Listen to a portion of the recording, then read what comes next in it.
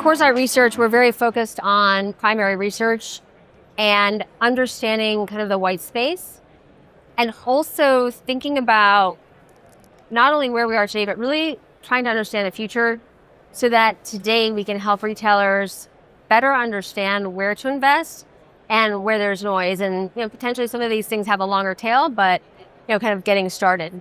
And so as we think about Roopi, right, a lot of what we heard coming out of CES, and Roopi and I were just there for almost a week. Some of the biggest topics were around kind of low latency and high compute. And when you think about retail and the opportunity to do more in store, that's really critical. 100%. I think I was even at a dinner last night and a head of a CPG who's supply chain and logistics said, what are the top two things that came out of CES? One was that retailers and manufacturers don't have the infrastructure in place to actually do what they want to do. Second was security, how important that is in every decision when you were doing technology. And he felt like not everybody thinks about these together, but they go hand in hand. And so I think this kind of quote here, right? 1 in 3 retailers had network connectivity be fully efficient across their stores. I mean, how many of you, right, on a Black Friday have had, challenges checking out, or, Roopi and I spent a lot of time focusing on the drugstore space. And if somebody goes in the store and they can't get their prescription, right, now you're starting to talk about kind of really critical issues. And so that's, I think a big thing you're talking about. Yeah, bandwidth is so critical to everything we do. And so I've been surprised, this is obviously written and done before the conference, but the number one challenge we've heard here has been out of stock levels. And I was trying to make it down, and I got about halfway there and ended up talking to retailers. And they were saying also, right, in a retail media world, if it's not on shelf, not only can it not be purchased, but in some cases you're being penalized because you are also not fulfilling your obligations to the CPG or the brand. And so Roopi, was there anything else on here that you found that was surprising in terms of areas of focus? No, I think it hit it right on target. The inventory management is so critical. So many consumers have phones that they shop with now.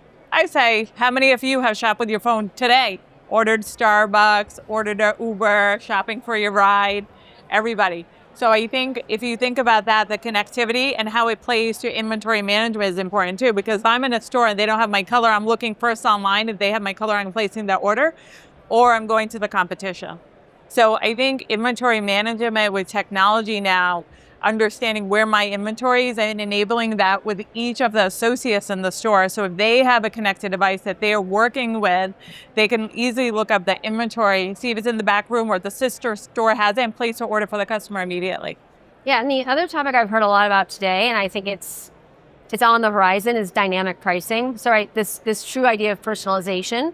But if you're using electronic shelf labels, kind of the method that you're delivering that, once again, right, in many cases you do need connectivity. But I think this is one of, right, as we think about agentic, real-time data is the foundation layer for that. And I know Roopi and I have talked a lot about that, how critical that is. It's so important. Even, as we think about personalization and we're ordering something that doesn't fit, I read a stat that retailers had the most returns last quarter in the history of retail. And returns, how can you avoid them? So you're using AI technology to understand why we're getting returns. But some of things that we learned even yesterday, talking to a client, was that most retailers' sizing is way off, right? So if you're a small at one brand, you might not be a small at another brand. And body types have changed. So how do you use AI, enable it to understand that customer and actually say, okay, I'm a small, but they have different styles of shirts. Is it going to fit me and what works? And maybe you're going to reduce your returns by 40%. So I think looking at technology and understanding my return on investment is also important for all of these, how they play. Even I think in retail media, in the store, when you're talking to the customer, you want it personalized. Many years ago, I come from retail, working in retail, black screens. The content is not new. Now we want the content to be personalized and most current in front of that customer. And so they all tie together, and AI makes a big play in retail. And I think that going back to the returns issue, a lot of retailers now are starting to charge for returns, which is obviously not good PR. And I won't call them out, but they have talked about this. And so to get away from that, well, they're trying to create friction because they don't want the return. But if we can stop it before it starts, I think that's really critical. And so I feel like, Roopi, is you on the technology side, maybe kind of looking at kind of the two and the critical areas, and what do you think people are missing? I think a lot of times now, two points to your question before I get to this. I think as you are a store manager or you run store operations or you are doing marketing inside a retail, they're very siloed organizations, right? And so if the teams are not coming together and you're trying to implement a solution and you don't have the infrastructure to make that solution run, you're in trouble. So I think having a governance body with all of those teams coming together as you are on a journey, whether it's AI or other solutions, is critical. The next thing is looking at the foundation of a retailer, right? So this is a true story. We were taking down our deck and putting in a patio. And my husband said, I need an architecture. I thought he was crazy. I'm like, you just want to delay the inevitable.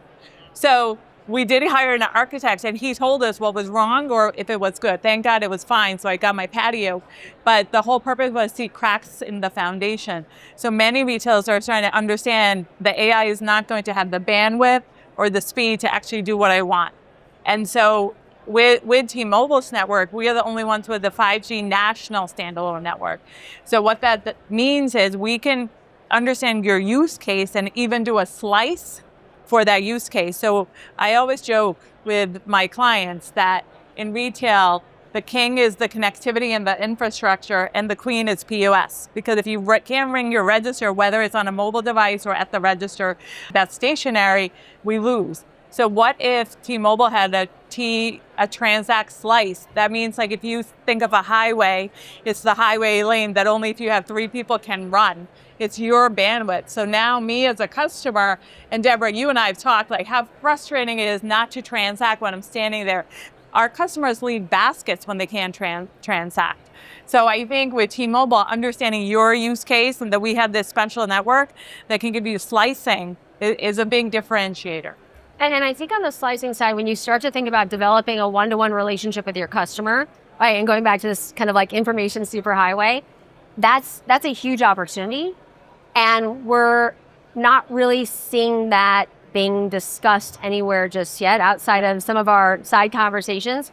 But if you think about it, whether you're, kind of rolling out a new loyalty program, or whether you're having, kind of a in-store promotion, or you're doing a lot in terms of social media influencers or KOLs, right? A lot of what's happening now is happening in store, but you've got to be able to let people know that, and having that one-to-one relationship, I think that's what the slicing really helps with. 100%. So there's a lot to talk about on this slide, and I know that we've kind of run through a lot, but I do think, and you can maybe each take a box, but as we think about what we've seen in terms of AI is that it has to be owned in the C-suite and really kind of by the CEO, right? They're the ones setting strategic direction. They're the ones helping to kind of define, are we going to have this owned by a chief AI officer, or it'll be owned by the different business units? And so you have to have buy-in at the top, because if not, what we recently heard, I think last night, is somebody said, just go out and build all these agents. And so literally everybody's built all these different agents. Nothing's documented. They are running and working and having an impact, but if people leave, they don't know how to keep them going. So without kind of a manifesto almost, right? Yeah. It's a challenge. So you want to like your governance. Yeah. You need governance. So I'd say on number 2, I would say fail fast, right? I think of many times you are trying to do a POC and not talking to all the parties involved, you will fail. So this solution is going to cost $1 million. You get buy-in, you do the solution, but you didn't think about all the things, you fail. So that is true, right? You want every solution you put into place and a high ROI. And the only way to do it is fast failing and communicating within the organization of every team member. And I think number 3, that's one of the things I want to make sure we have time to get to. So what's been really interesting from a T-Mobile perspective, even just trying to jump on conference calls, how difficult it can be because of all of the kind of cybersecurity that you have in place. And this idea of kind of keeping your stores safe, keeping your employees safe, I think it's really kind of top of mind going back to C-suite. And right, there's been a lot of challenges that retailers and brands have faced. And so maybe talk a little bit about T-Mobile's experience and why they are where they are. I think in the past we had a lot of security breaches, but since then, she jokes, sometimes we can't get on, or I can't do a Dropbox. We don't allow Gmail, right? There are certain security applications that need to be built in. And so when you think about your solution and giving it to your employees in the store, you want to make sure it's working and secured, right? Because you don't want them to, one, go off the network and do workarounds, because there are people who do workarounds, and that allows breaches to enter, right? The bad actors come all the time. And I think with T-Mobile and partnering with us, we actually have a cyber center that I mentioned earlier to you in Bellevue, Washington, where the best of the best, and we do tours, we have meetings there, and bringing in your cyber teams to understand what T-Mobile is doing is a big difference. So we have one of my clients coming in for 8-hour meeting with their cyber team and our cyber team, because cyber is not something that we're competing. Everybody, they're a bad actor, so how do we de-risk ourselves? But I think you bring up something very important, because in some ways, AI and cyber, you can get retailers and competitors in a room because everyone has a very unique tech stack and unique challenges and opportunities. And so that's why I think, NRF is such an amazing opportunity to let retailers hear from each other what they're working on, what they could be working on, and also how do you keep kind of the data and people safe. Number 5, KPIs. Every solution needs a KPI. Many times we are doing a POC for a client and nobody has the KPIs. Fast fail, right? Or long 1-year process because there were no KPIs. So I think as leaders in the organization, you all have to think about what is important in the end. What is the outcome I want to get? Data is great, and there's data scientists, but what is the practical use of that data that's coming out of the AI? So just like the fit scenario of clothing, okay, I have all this AI. How do I change the model from my merchandising team to my buyer and my planner in the organization? It's interesting. We just at Coresight, we went through a whole kind of KPI process internally. And what you realize, right, even as we've started to roll out agents, how people are being measured has changed. And what could be measured in the past can't now, and vice versa. And so I think that's also, to number 5, a really interesting point and has long-term implications. So I love, so number 6, like how I've always looked at T-Mobile is that foundational layer, right? They're the platform. And then for retailers and brands and technology solutions to build on top of that, just to make it seamless. And this focus on, kind of low latency, the speed, right? I mean, in retail, we all want to be able to make decisions faster, especially around inventory, especially around merchandising, especially around, kind of new stores and whatnot. And so I think that what we're seeing truly from an analyst point of view is that T-Mobile is starting to really align in a different way with business processes and problems, and really focusing more on solutions, which can be a difficult. Yeah. So we're more of a technology company and a solution provider than just selling that cell phone that we all have, and hopefully you all have T-Mobile. However, I think the partnerships are critical. So as you start with one solution, looking at the whole portfolio and saying, oh, I'm working with OpenAI, you're working with OpenAI, how do we partner on our applications to make a better product for us as a retailer? So I think partnerships extend more and more, and understanding, hey, we have somebody that's trying to do the same thing that you're doing and it failed, and this is why, and you talking to that other retailer so you don't make the same mistake twice. I think that's really important. In a true partnership, that's what it's all about. And I think one of the other challenges we've heard at the show that, once again, we hadn't expected to hear kind of so much about, right? It's retail media, loss prevention, and kind of inventory optimization, inventory allocation. And so if you think about those, and I believe that we're hearing so much more now because there are solutions to solve for those. And I think going back to KPIs, people are being measured more based on that. Yes. And that, I think, is a real game changer. So Roopi, what's next for T-Mobile? So I'm sure you all watched the Super Bowl and our commercial with Starlink, right? So I think as you build the resiliency, you think about Starlink and where that application is. Most retailers are already working with Starlink, but sometimes the service might not be great as when there's a problem. So I think you have to look at how you're, one, building your resiliency, two, who is your right partner. And to answer your question, that was next last year. 5G, people are just transitioning from 4G to 5G. Well, 6G is around the corner. So I think to answer your question, there's so much out there, and to really embrace technology, but do it the right way. And think about your goal. What is your goal for this year? What is 5-year roadmap? And what does 10 years down the line look like? These are large investments. And where does rural America come into play, and where is that on the roadmap? So I love that question. So with our Starlink partnership, we added, 500,000 square miles that we didn't have before with connectivity. So, if you're hiking in Hawaii or in Utah in the mountains, you can still send that text out, right? So in rural America, when we merged with Sprint, the goal was to make sure that more and more people are connected with the network. And that's what we were able to achieve. So we have a lot of clients that are in rural America. And when devastation strikes or they need to transact, T-Mobile is there. We did a webinar. Of course, one of our areas of expertise is around adaptive clothing. And we were doing a webinar with the University of Minnesota, and the professor lived about an hour out. And she was literally on dial-up.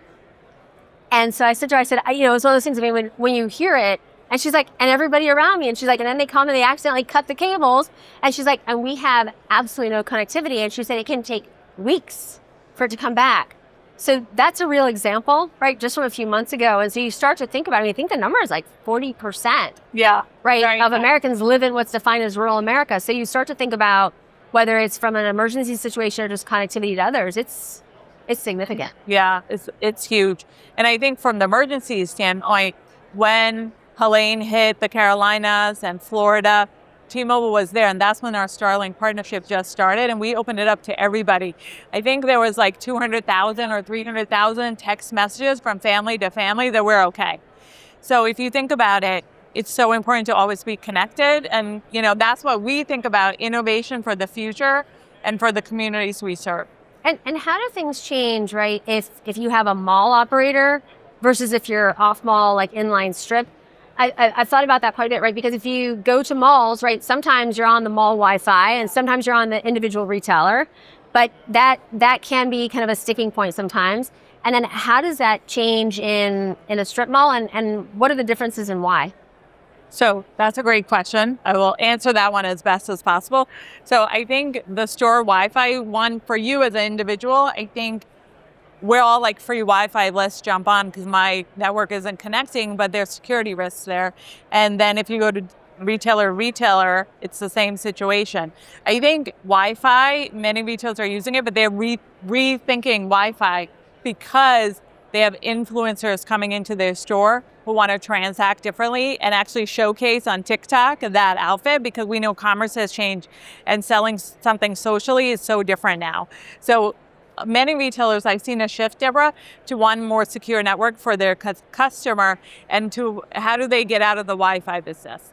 Because many vendors are on their Wi-Fi, they don't want to hit the store connectivity that goes to the main office, right? Because of the security risk. So there's ways to get around that. So I think it's all evolving and changing, and we are going to see a lot of changes this year. One of our passions is live streaming, social commerce.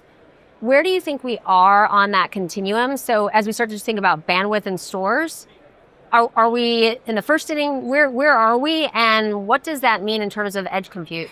So I was looking at our research, and I think we're just starting, like only 40% of retailers are actually in 5G and changing over to, having a better business case. And now 5G's been around for so many years, we're developing 6G.